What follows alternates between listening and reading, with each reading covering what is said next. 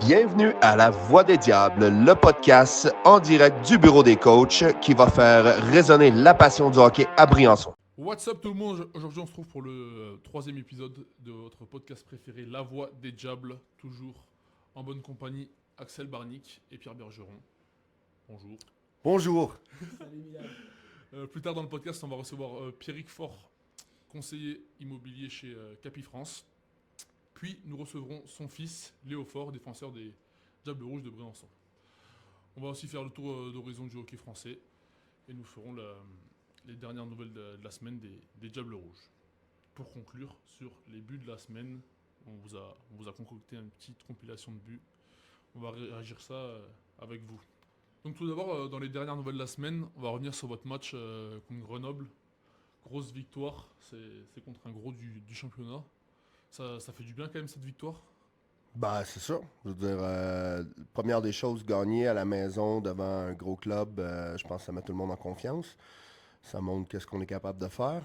On sait à quel point c'est important gagner à domicile. Moi, ce match-là, je retiens plusieurs trucs. Là. En fait, l'engagement défensif, sur les détails qu'on parle tout le temps, on a été capable de limiter, même frustrer, une grosse équipe du championnat qui, moi, je pensais qu'il était pour arriver avec certains joueurs de Chambéry, puis finalement, non. Il y avait beaucoup le retour de plusieurs blessés. Adèle Coudry était là. Tu te rends compte à la fin aussi qu'ils ont suffisamment de budget pour aller chercher des numéros 53 là, à la DEF, qui était quand même pas mauvais. Ouais. Puis donc c'est ça, je veux dire, c'était une bonne équipe de hockey. Nous, on a joué en dedans de nos limites. Puis on a été capable d'avoir des unités spéciales encore qui ont été solides. Des avantages numériques 100%, l'avantage numérique à 50%. Donc non, c'était top. C'est quelque chose sur quoi on doit bâtir. Maintenant, c'est de répéter l'ardeur au travail. Puis ça, c'est le plus compliqué. Axel, t'as un mot à dire sur ça? Non, mais c'est ça, Pierre a bien résumé. Je pense qu'on a eu un bon match. C'est toujours important pour le mental des joueurs d'aller chercher une victoire contre une des équipes les plus importantes du championnat.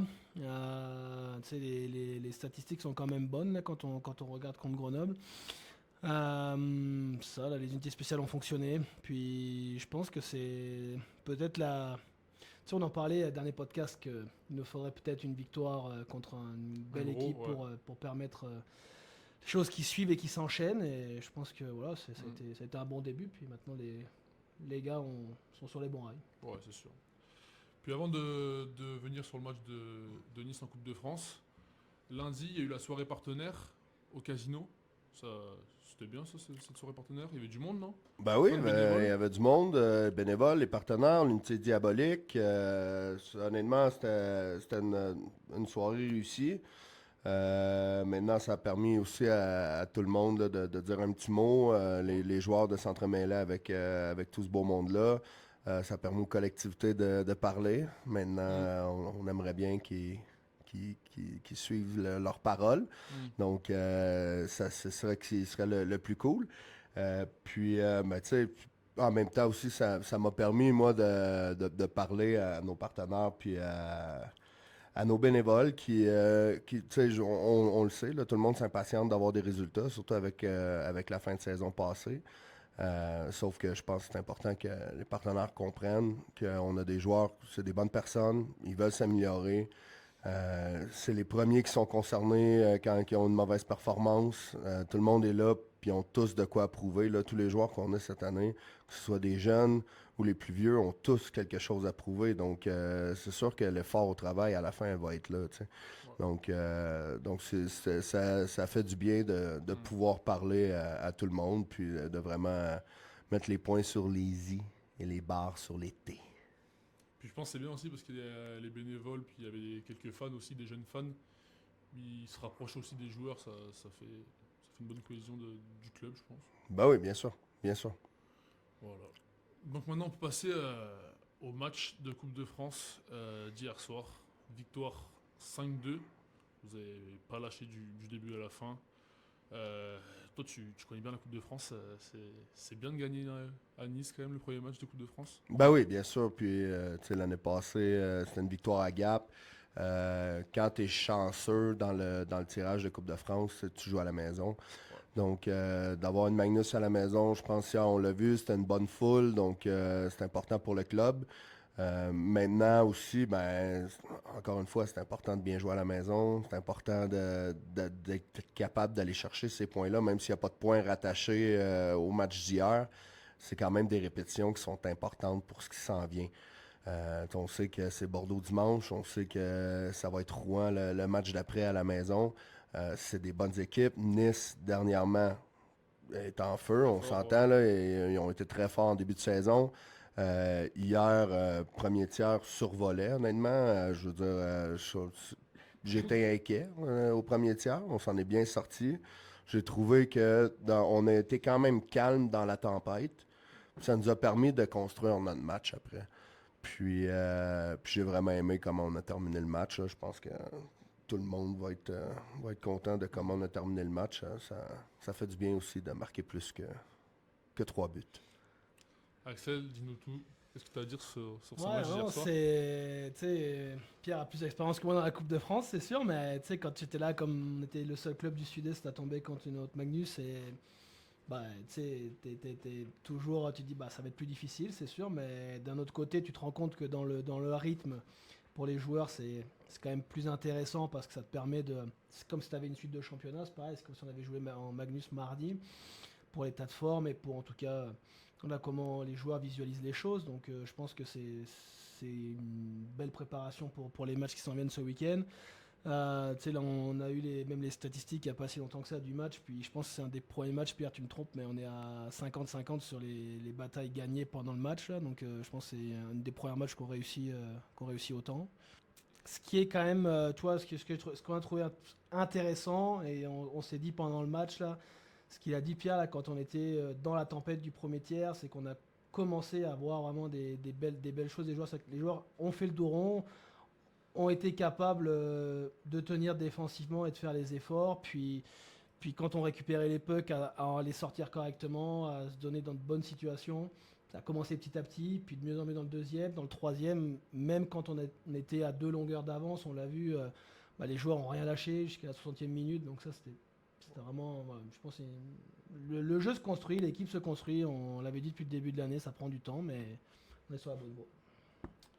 Là, j'ai vu sur Instagram le match contre Grenoble. Griffon, il avait 98% d'arrêt et des poussières, il me semble. Il était premier gardien de la Magnus sur cette journée-là. Il est en forme en ce moment, Griffon? Ouais. Griff, mais tu sais, quand on parle de gars qui ont tout approuvé, là, Griff c'en est un. Puis il est revenu avec le feu dans les yeux, en fait. Puis depuis le début de la saison, il me donne aucune raison de l'enlever de la cage. Pas que je veux pas donner du temps de glace à Mathis Thirion, c'est juste qu'en ce moment, Griff, il est hot. Puis il faut que tu en profites de ça parce que c'est quand même notre meilleur joueur. Donc à la fin, notre meilleur joueur, en ce moment, il joue comme notre meilleur joueur. Puis ça, quand ça arrive, ça va te donner une chance de gagner. Puis c'est ça, je veux dire, on va aller à Bordeaux avec Griff, puis on va voir ce qui va arriver. On sait que Bordeaux, en ce moment, ça va pas super bien. Oui, ils ressortent d'une grosse victoire eux aussi contre Nice. On espère qu'un petit match contre la D2, ça va leur avoir fait prendre quelques mauvais plis, mais bon, à la fin, on croit en nos chances d'aller là et de gagner. Puis il va falloir aussi briser la glace sur la route. Il faut qu'on arrive à gagner des matchs sur la route. On l'a pas vraiment fait. On a gagné Anglette en pré-saison, mais après ça, ça a été très limite. On a connu un bon match à Rouen, mais c'était pas suffisant. Donc, on doit absolument là, trouver le moyen d'amasser des points sur la route. Puis Griff, comme tu dis, en ce moment, il est en feu. Donc, il va avoir la cage vendredi. Toi, Axel, t'as un mot à dire sur Griffon, sur son début de saison magnifique? Non, c'est sûr que son début de saison est excellent. Je pense qu'il est vraiment dans une dynamique de vouloir performer et pour l'équipe et à titre individuel pour se faire une belle carte de visite cette saison. Et c'est sûr que des performances comme il sort depuis le début de la saison, ils les avaient peut-être pas faites l'année dernière en début de saison. Puis là, il est vraiment linéaire sur ses matchs. Donc c'est vraiment une bonne chose. Je pense aussi que défensivement, les gars ont plus d'expérience. Ils font la job aussi, donc ça l'aide pas mal. Le système défensif, mine de rien, avec 60% de l'effectif qui est revenu, puis des joueurs de bon calibre qui ont rejoint le groupe, je pense que ça l'aide aussi. Je pense que c'est une très bonne chose pour l'équipe. Puis ça amène, ça, quand tu as des moments un peu de doute, là, qui sort un ou deux arrêts clés qu'il est capable à tous les matchs de faire ça, tu sais que ça te met dedans et ça te donne une certaine confiance aussi pour ton équipe. Ouais, c'est sûr que ça fait du bien. Et on ne peut pas passer à côté du triplé de Chris Colin hier. On va voir tout à l'heure son troisième but à la réaction des buts sur la fin du podcast. Qu'est-ce que tu en penses, toi, de ce début de saison de Chris? Chris, il fait un très bon début de saison. Offensivement, il apporte beaucoup. Quels que soient ses partenaires avec qui il joue, il crée du jeu, il crée de l'offensive. Il est toujours dans les bonnes places pour prendre des chances de lancer. C'est sûr que plus les matchs avancent, plus il a de lancers. Je te dirais que aujourd'hui, c'est notre joueur qui est le plus en forme quand il est face à la cage. Puis tu sais, c'est ce qu'on a dit tout à l'heure. Quand à la fin du match, tu gagnes de 2 buts d'avance et que le gars, enfin en tout cas Chris, il est encore prêt à vouloir scorer, puis pas n'importe quel but, quoi. Un beau but en fin de match, ça prouve que il est en forme, il est présent pour le groupe et il a tout à gagner cette saison à performer avec les Diables Rouges. Parfait. T'as quelque chose à dire? En fait, Chris, là, c'est indéniable, là, son apport offensif, son talent offensif est indéniable. Maintenant, ce qu'on apprend à découvrir, c'est qu'à chaque tir, il veut péter la cage. Puis il va falloir que certains joueurs de notre club commencent à prendre des notes. Parce que à la fin, son intention de péter la cage, ça donne un rebond. Contre Grenoble, c'est un tir foudroyant. Barnaby, il a juste à faire un tap-in. Je veux dire, ça vient facile là, après ça. Là. Donc, il faut qu'il continue. Moi, là, dans les 2 derniers matchs, en même temps, je veux donner du love à notre groupe de défenseurs. Je pense qu'ils ont vraiment fait un gros boulot.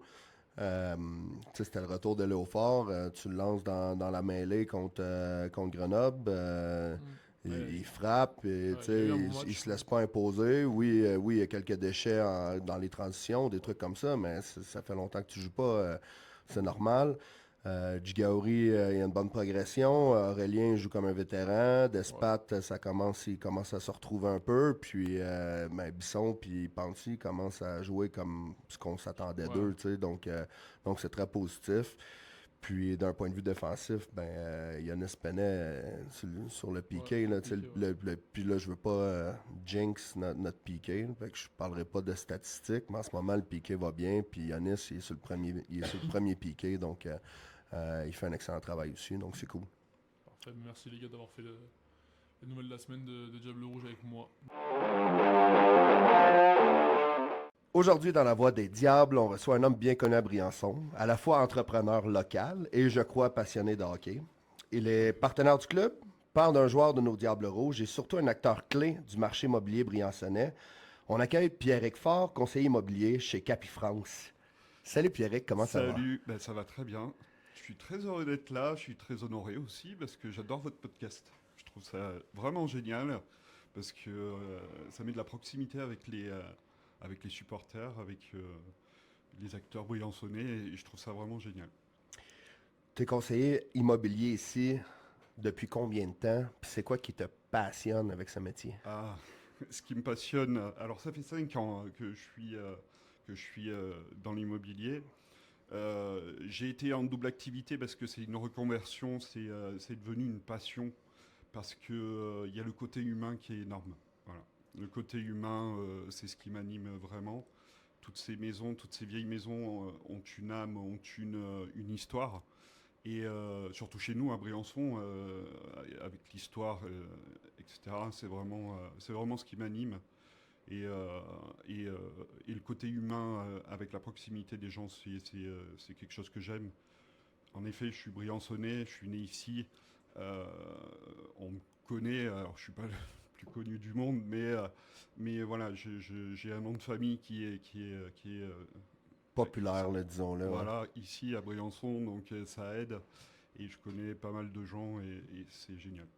Comment tu décrirais en ce moment le marché immobilier à Briançon? Alors le marché immobilier à Briançon est très compliqué.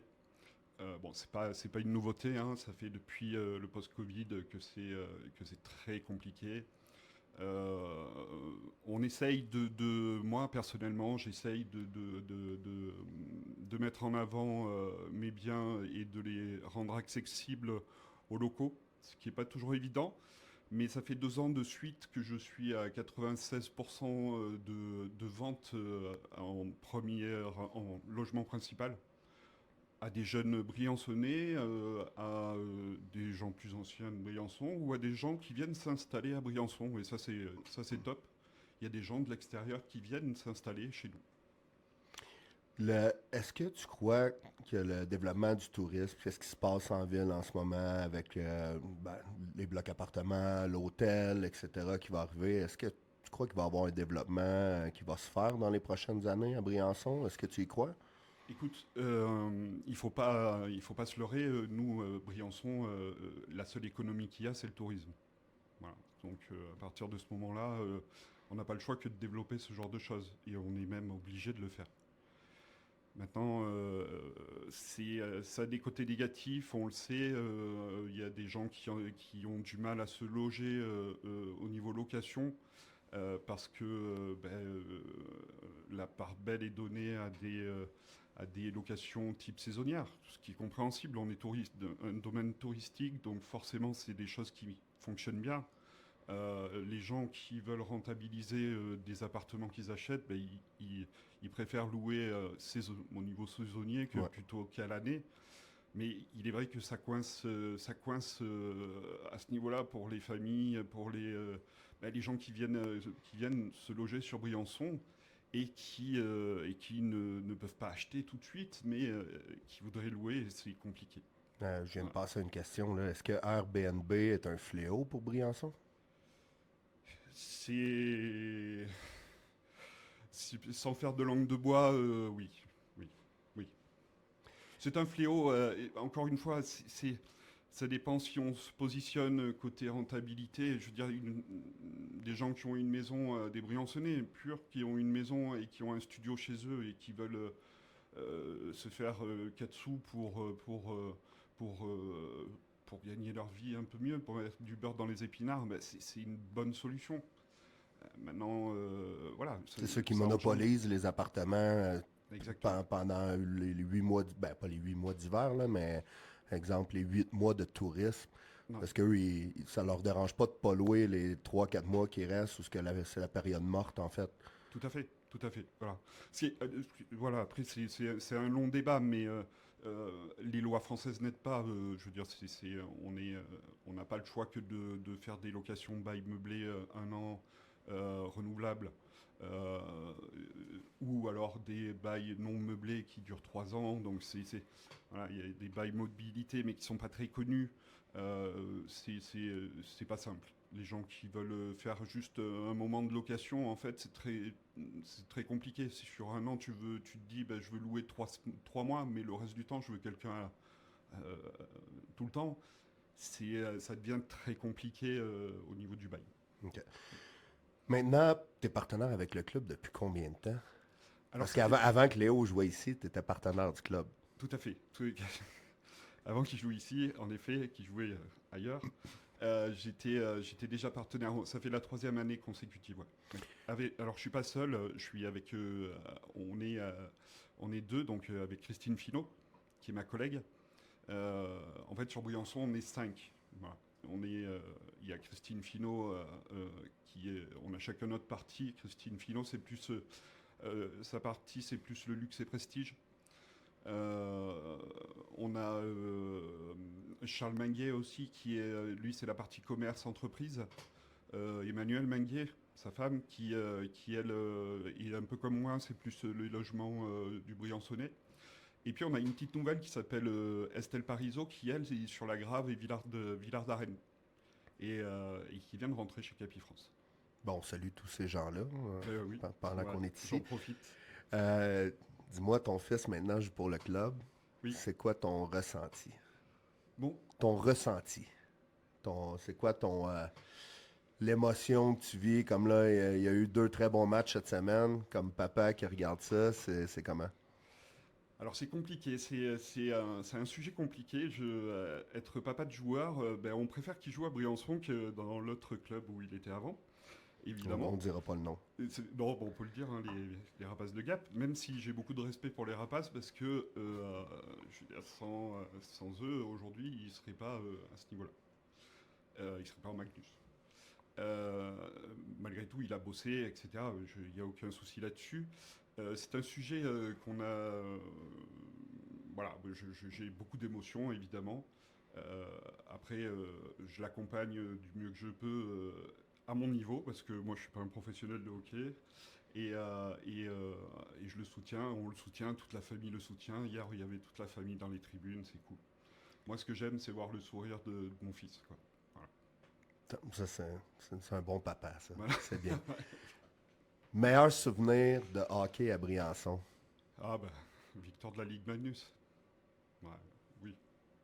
La patinoire a failli s'écrouler ce jour-là. Ouais. Ah, c'est une grosse... c'était énorme. Ouais. Ben, Pierrick, je te retiens pas plus longtemps. Un gros merci. Merci à toi. Juste que tout le monde sache, les commentaires sur ChatGPT là, est très bon. Tu te demandes c'est qui Pierrick Fort. Les commentaires sont excellents. Ton accompagnement, ton côté humain, tu as une bonne écoute, tu es disponible. Donc, il y a beaucoup d'avis positifs. Donc, félicitations. Eh bien, Puis je te merci, souhaite c'est mon une excellente leitmotiv. continuité. Eh bien, merci beaucoup. Ça fait plaisir. Merci d'être passé. Merci Pierre. Donc maintenant, on peut passer à notre invité joueur, Léo Fort, défenseur des Diables Rouges de Briançon. Salut Léo. Bonsoir. Ça va? Ça va bien et toi? Bah ça va, nickel. Tant mieux. Est-ce que tu peux te présenter rapidement, s'il te plaît? Bah ouais, Léo Fort, 21 ans, pur produit briançonnais. Et voilà. Hein. Parfait.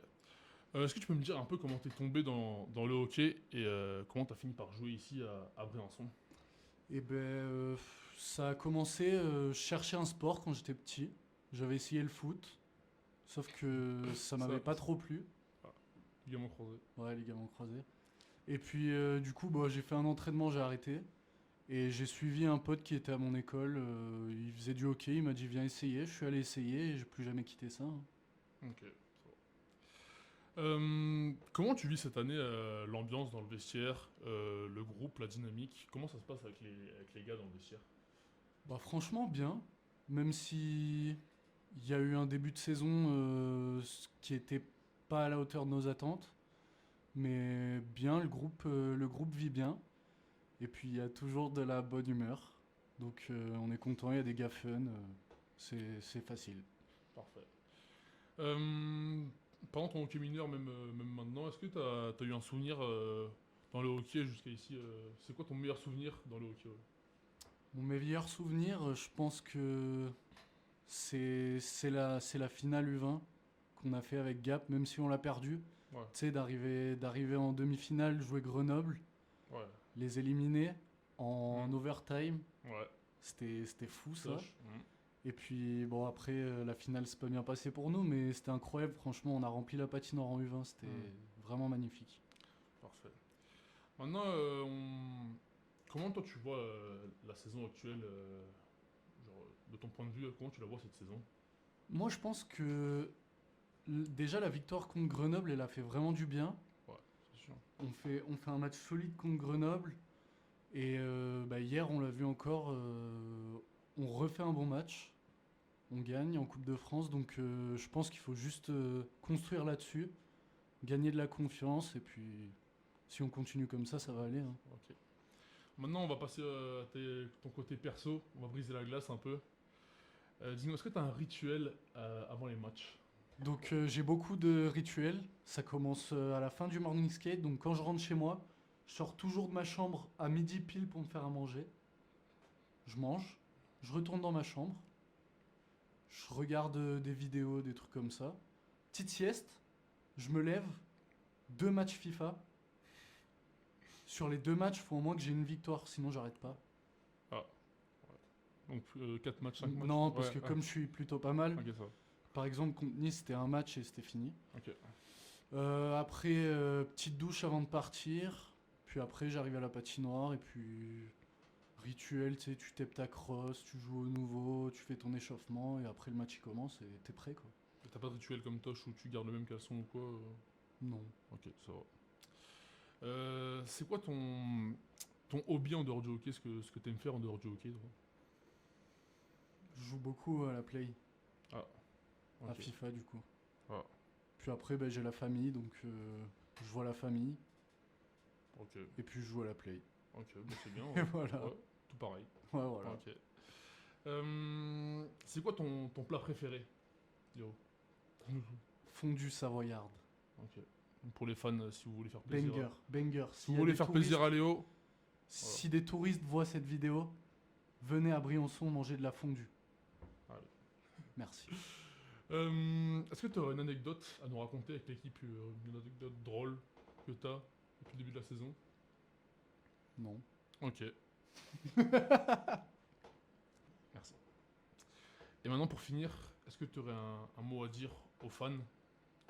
Ouais, bah, franchement, continuez comme ça à venir, de plus en plus nombreux. Ça nous fait du bien. Il y a une belle ambiance quand la patinoire est pleine. Donc, pour gagner des matchs, on aura besoin de ça aussi. Donc, on les attend nombreux. Parfait. Bah, merci. Merci. Merci Léo, et on espère te revoir avant la fin de la saison. Et bonne soirée. Merci à toi Bon aussi. FIFA. Merci. De rien. Pas le soir. Ah, ok, ça. Donc pour commencer ce tour d'horizon du hockey français, on va parler de la Coupe de France qui a commencé hier. Donc hier, il n'y a pas eu de surprise. Toutes les équipes qui étaient à plus haute division ont remporté le match, à part Magnus qui était disputé.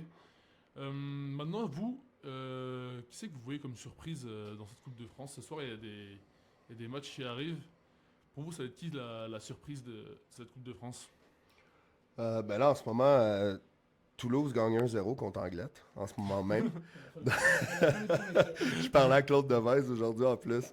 Donc, non, je sais pas s'il va y avoir des surprises.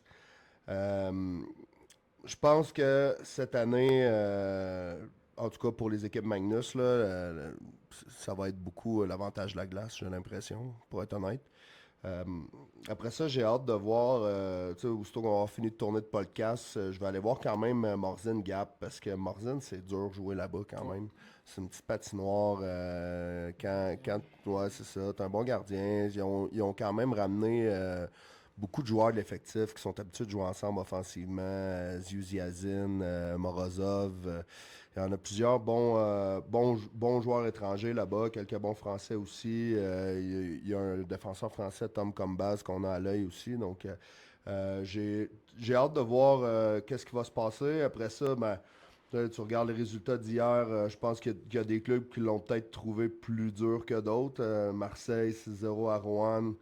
Je pense que Rouen a dû jouer un bon match. Même chose, c'est quand même difficile d'aller jouer à Rouen. Par expérience, ça nous est arrivé 2 fois à Chambéry. Donc c'est quand même difficile d'aller jouer là. Cham contre Villars a eu un début 2-1. compliqué. Ouais, il gagnait 2-1 Ben, Villars. ça l'arrive, là. Je veux dire, moi, je me souviens, on est allé jouer à Metz avec Chambéry, puis on n'avait même pas marqué le premier but. Hein. Je veux dire, on avait été complètement surpris. Donc, Après, ça a fini 10-3 quand même.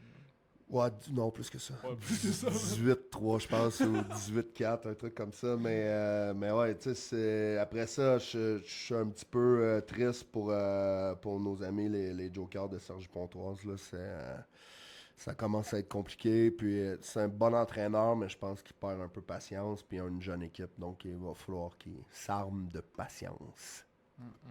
Axel, un mot à dire sur cette Coupe de France? Ouais, écoute, non, c'est ça, sur les matchs de hier, je pense que ça a bien déjà été résumé. Puis, ouais, ce soir, Ouais, c'est sûr qu'on avait eu Fabien Henry dans la journée au téléphone, puis qui disait que c'était compliqué d'aller jouer à Dunkerque, puis c'est sûr que l'ambiance là-bas avec la fanfare c'est toujours compliqué, puis ça peut être un bon Tout le match. piège, ça peut être un bon piège, mais c'est une bonne ambiance. Ouais, je pense que Toulouse peut peut-être essayer de faire douter Anglade ce soir, Morzine pareil contre Gap. Puis samedi, il y a l'équipe un petit peu surprise qui a battu le Luxembourg, Saint-Pierre et Miquelon. J'ai écouté un petit peu ce que Yvan Bock, le coach de Reims, il disait cette semaine. C'est sûr que pour préparer ton match, c'est quasi impossible parce que c'est une équipe que tu connais pas, ils jouent pas en championnat, t'as pas de vidéo, donc tu joues vraiment à l'instant T. Donc c'est ça peut être une surprise. Je pense que Reims a quand même une belle équipe cette saison, mais après qui vont avoir en face, c'est point d'interrogation. Donc peut-être ça peut être la surprise aussi du deuxième tour. Mais Saint-Pierre-et-Miquelon, pourquoi ils jouent en Coupe de France? Ils ont pas de championnat. Comment c'est possible qu'ils jouent la Coupe de France? Saint-Pierre et Miquelon, écoute, si je dis pas de bêtises, c'est la seule équipe, le seul club des départements d'outre-mer. Donc oui, ils jouent que des matchs amicaux, je pense, avec le Canada. Ouais, c'est ça. Labrador, c'est ça, ouais. Puis je pense qu'ils ont été déjà. Il y avait déjà l'autre équipe l'année dernière qui avait été invitée en Coupe de France. Je sais plus contre qui c'est qu'ils avaient reçu la saison passée, mais donc là c'est la deuxième équipe de Saint-Pierre-et-Miquelon, mais c'est comme dans cette équipe-là, on peut pas dire que c'est réellement une équipe loisir parce que tu as quand même des anciens joueurs qui ont joué. Moi j'ai un ancien coéquipier qui avait joué avec moi au U18 à Reims. Tu as quand même des joueurs qui ont joué au hockey dedans, donc c'est ça. Ouais. C'est contre qui tu vas jouer, qui va être présent, et il n'y a personne qui travaille dans cette équipe-là, donc est-ce que les gars ils peuvent se libérer pour jouer les matchs, comment ça se passe, c'est toujours la question. Genre pour vous, approximativement, genre si Saint-Pierre-et-Miquelon il joue en France, il serait en quelle division ou approximativement je pense qu'il pourrait. Bon, en tout cas, le match du Luxembourg, on l'a pas regardé, mais vu le résultat, je te dirais que oui, je pense qu'il pourrait peut-être jouer en D2. Là. Ouais. Okay. Mais après, c'est qui que t'alignes, c'est pareil. Ouais, c'est ça. Maintenant, on peut passer. On parlait un peu des Français qui sont en forme en ce moment. Pourquoi tu voulais pas me parler des Blue Jays là? Je rock ma casquette. Les Blue Jays sont dans les séries mondiales. Gros Blue Jays de Toronto, le baseball. Ok, parle des Blue Jays. Non, mais ça faisait 32 ans que c'est pas arrivé. Là, on le voit là. C'est incroyable. 50 000 personnes. J'ai été à 2 matchs cet été. Écoutez ça. Je sais que c'est tard, mais écoutez ça dans la prochaine semaine. Les séries mondiales, c'est incroyable. Bon, ok, j'ai fini. Si vous avez du temps à perdre, écoutez ça. Oh my God. ça va. Ouais, les Français, les Français. Ben, en partant de Dylan Forbes. Hein? 13e marqueur de la Ligue 1 en ce moment, 13 points. Il fly. Non, c'est bien. Ouais. Toi, tu voulais me parler de... Filet Asperenou. De Sergi. Ouais. C'est en 2004, ou 2003 il me semble, 2004. Et il casque d'or de son équipe à son jeune âge. Il me semble qu'il y a eu une stat, l'an passé il avait moins de points de ce qu'il avait actuellement. Il fait un gros début de saison quand même. Ouais, puis j'aurais aimé ça parler à mon grand pote Alex Gagnon qui a donné sa première chance à Mulhouse. Lui, il croyait énormément à Filet Asperenou. Puis tu sais, à Mulhouse, il a joué... à ce moment-là, il était à Strasbourg aussi, là, donc il se promenait Strasbourg, Colmar, le U20 de Strasbourg, Mulhouse en Magnus. Puis après ça, tu sais, je veux dire, 16 points sa première année, 18 points, là, il est à 12 en 10. C'est un joueur électrisant, il a un bon coup de patin, il est créatif offensivement, donc non, c'est bien de le voir jouer. Moi, j'aime ça qu'il y ait des jeunes Français qui poussent, là, puis c'est bon pour le hockey français. Puis en même temps, ces jeunes-là, en ce moment, font en sorte que le championnat est plus compétitif. Puis, j'ai fait l'aller-retour à Gap aujourd'hui pour aller à la préfecture. J'ai salué d'ailleurs Nathalie de la préfecture à Gap. Je parlais aux gars, puis eux, dans la bagnole, ils me disaient, honnêtement, le championnat est plus compétitif cette année que l'année passée. Puis c'est cool. Puis c'est cool parce que tu as des jeunes Français qui font très bien. Ouais, il y a aussi Hugo Nogaretto à Nice qui a joué contre vous hier. Il fait quand même un gros début de saison. Toi, Pierre, tu l'as connu à Chambéry. Qu'est-ce que t'en penses, son début de saison? Ouais, non, écoute, c'est ce qu'on venait de dire là, c'est exact. Là, tu sais, on commence à avoir des bons joueurs français qui sont en train d'éclore en Magnus là. Tu sais, leur temps de jeu, déjà c'est leur temps de jeu est supérieur à l'année dernière, que ce soit Phileas. Après, Hugo a eu encore peut-être plus de temps de jeu l'année dernière, mais toi, je regardais là, Phileas, c'est quasiment 1 minute 50, 2 minutes de moyenne de plus par match. Puis il fait des matchs complets. Même si son équipe en ce moment est en difficulté, il finit peu souvent dans le négatif. Donc ça veut dire qu'avec ses coéquipiers de son trio, il crée quand même de bonnes choses défensivement. Puis non, Hugo, on l'a vu encore mardi ici. C'est quel match à Bordeaux qu'on a regardé dimanche soir. Il met un bon but en power play. C'est sûr que c'est des joueurs qui sont en train d'éclore. Puis pourquoi tu rigoles? Non, mais c'est pas grave. Là, c'est pas grave. En fait, il y a une histoire avec Hugo qu'il ne peut pas aller en tir de barrage.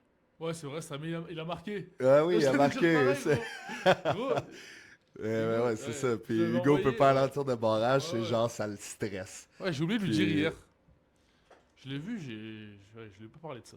Ah ouais, puis Ouais. apparemment c'était un beau but aussi, Ouais. mais tu sais, Le quand but tu de la regardes victoire. Hugo, mettons le match qu'on joue à Nice, il joue sur le 4e bloc. Puis hier, il est employé sur le premier.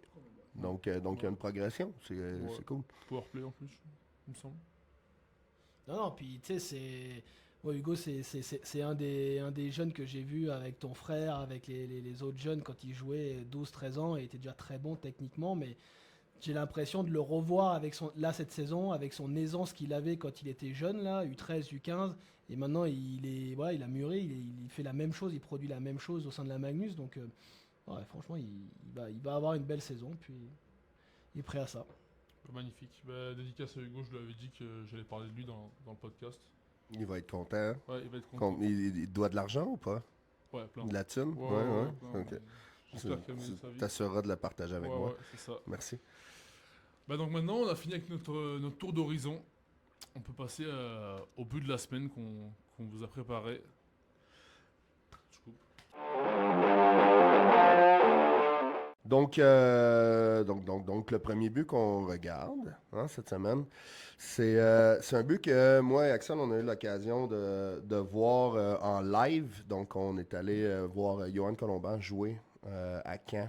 Donc, c'est Caen contre Cholet, samedi dernier, avant d'aller au match à Rouen. Puis, il y a de très bons joueurs en D1. Donc, il n'y a pas juste la Ligue Magnus là, qui s'améliore.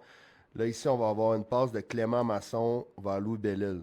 On s'entend, c'est 2 anciens joueurs de Ligue Magnus. Une grande vitesse. Tu bats Ronan Kemner entre les 2 jambes. On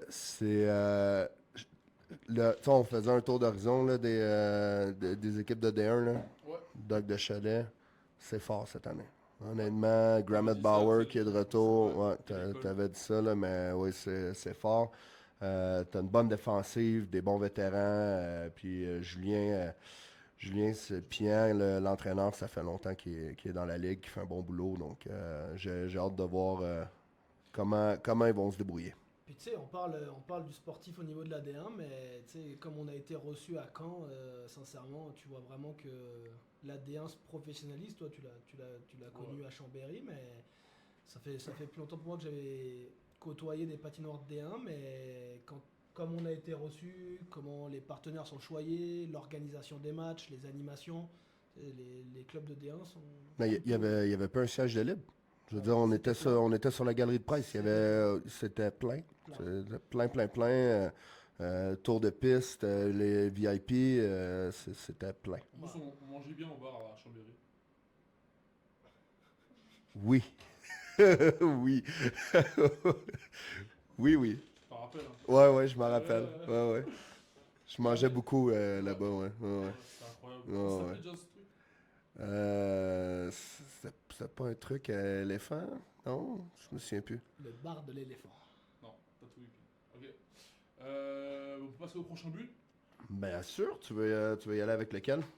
Le but de Noah Nzunza Mhm. contre Bien sûr. Chamonix, le but du 3-0. Ça, c'est en 2007. Il a mon âge. Et il performe comme ça. C'est breakaway. But du revers. Magnifique. Magnifique finition. Toi, tu le connais, tu l'as vu à l'œuvre quand même une demi-saison l'année passée, Axel? Oh ouais. Bah écoute, ouais. L'année dernière, il est arrivé à Marseille, il avait peu de temps de jeu, mais il avait déjà marqué, si mes souvenirs sont bons, un but comme ça, où il était parti, un ou deux buts où il était parti en vitesse comme ça, et il avait battu la défensive adverse. Je serais incapable de te dire contre quelle équipe, mais non, il est grand, il est rapide, il est explosif, il a des capacités athlétiques qui sont importantes, c'est un jeune intelligent. Je pense qu'il rentre parfaitement dans n'importe quel système de jeu. Voilà. C'est sûr qu'on voit ses exploits offensifs, mais quand tu regardes son côté défensif, quand il n'est pas porteur du palais, c'est un très bon joueur aussi. C'est une très belle personne. Donc, Je pense qu'il faut le dire, là, parce que à la fin, je faisais partie de l'organisation à Grenoble. Nous, on n'a pas pu l'utiliser. Il était trop jeune pour jouer à Chambéry. Donc, il jouait en D2. Puis, Marseille ont été très intelligents parce qu'ils l'ont pris avant que lui signe un contrat de centre de formation. Donc, ouais. Puis à la fin aussi, il a retrouvé quand même son nom sur la liste de draft des joueurs européens NHL. ouais, C'est sûr que c'est une long shot, comme on dit en anglais, là, mais non, c'est cool, ça fait parler de lui. Puis je pense que ça le met petit à petit sous les projecteurs. Je disais sur la map dans ma tête, mais sous les projecteurs. Hein. Là, je me Ça, c'est rappelle français. aussi, j'étais allé à Bled au Mondiaux U20. Et je crois qu'il avait fini parmi les meilleurs pointeurs du tournoi. ouais, il avait fait des bonnes sélections. Je crois qu'il a mis 4 ou 5 buts. Il a mis le but de la victoire contre la Suède en prolongation. Je me rappelle de ça, un but du même type, genre revers. Magnifique. Pour finir, on passe au dernier but. Le troisième but de Christopher Colin. Le but de son triplé. Oui, j'aime ça parce que tu vois Adrien Bisson attaquer l'enclave pour être capable de rejoindre Christopher après, mais c'est ça, comme on dit, là, vous allez le voir avec les reprises vidéo, mais c'est ça. Il tire avec une intention de faire mal. Ouais, il a envie de casser la cage. Puis ce qui est surprenant, c'est qu'il y a des toutes petites crosses avec une courbe que moi je serais jamais capable de jouer avec ça. Droit. Ensuite, c'est le joueur qui coûte le moins cher de ruban adhésif chez nous, hein, qui coûte le moins cher de tape. Donc, puis il défonce la cage. Donc, c'est top.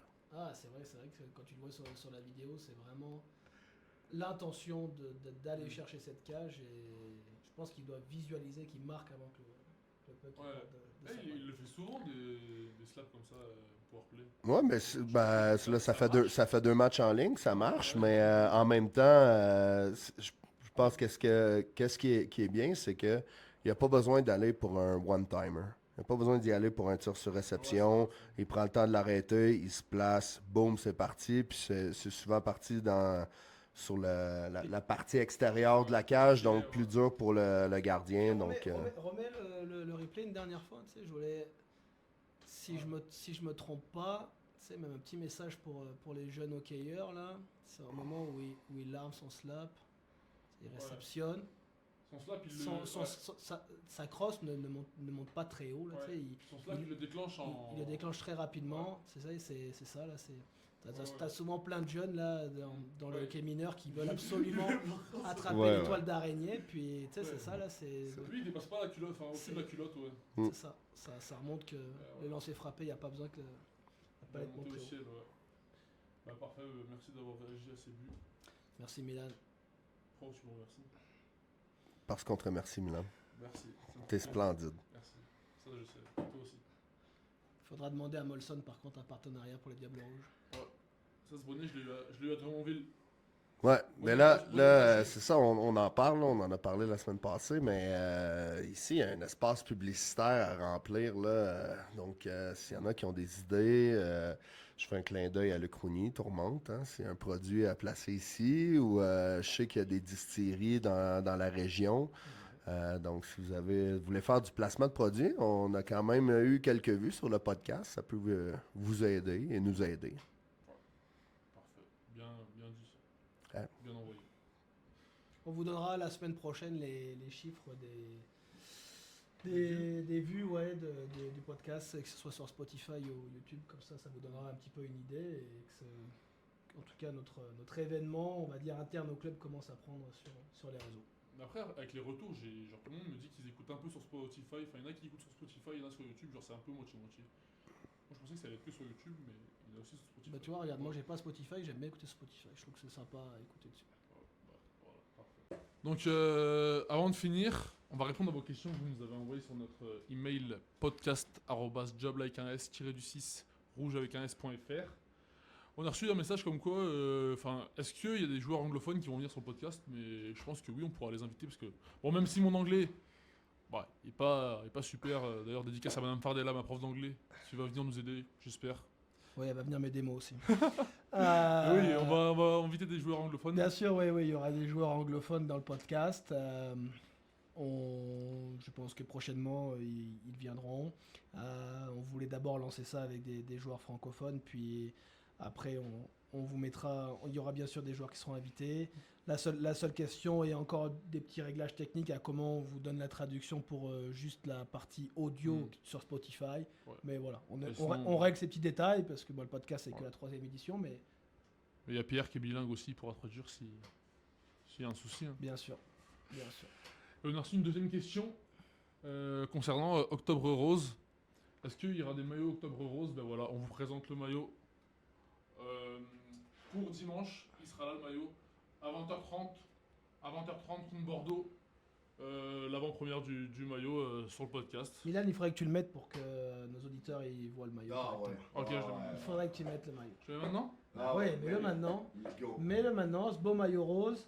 Donc on rappelle à tout le monde que le maillot rose, c'est à but caritatif pour la lutte contre le cancer du sein.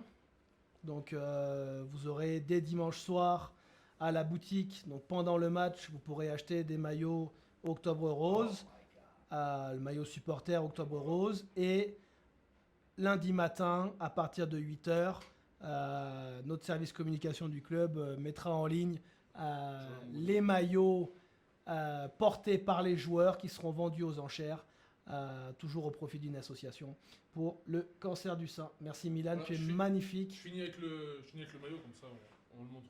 Bah oui, on montre bien le maillot comme ça. Eh oui. Regardez, je vous fais un 360. Voilà, vas-y. Voilà, magnifique. Voilà, donc on a rappelé déjà le prochain match à la maison. Ouais, Bordeaux. alors n'oubliez pas, Bordeaux, c'est... Donc il y a eu quand même pas mal de packs qui ont été vendus pour les 3 matchs de ce début des vacances de Toussaint. Le match de Bordeaux, c'est peut-être le dernier d'octobre où il y aura une opération 2 places achetées, 1 place offerte. Donc n'hésitez pas à prendre vos billets, il en reste encore qui seront disponibles pour dimanche. N'oubliez pas l'horaire, c'est 20h30 exceptionnellement au lieu de 18h30, c'est ça, dimanche à la patinoire René Froger contre Bordeaux. Donc pour conclure, cette semaine on a un face-à-face double contre Bordeaux, 2 gros matchs à aller chercher. Et un match contre Grenoble, mardi. Et on se revoit la semaine prochaine. Bye. Je te remercie Milan, au revoir. Dis au revoir Pierre. Merci à tous et n'oubliez surtout pas de suivre les Blue Jays. Voilà. Blue Jays, série mondiale. Allez. Merci beaucoup. Merci Pierre.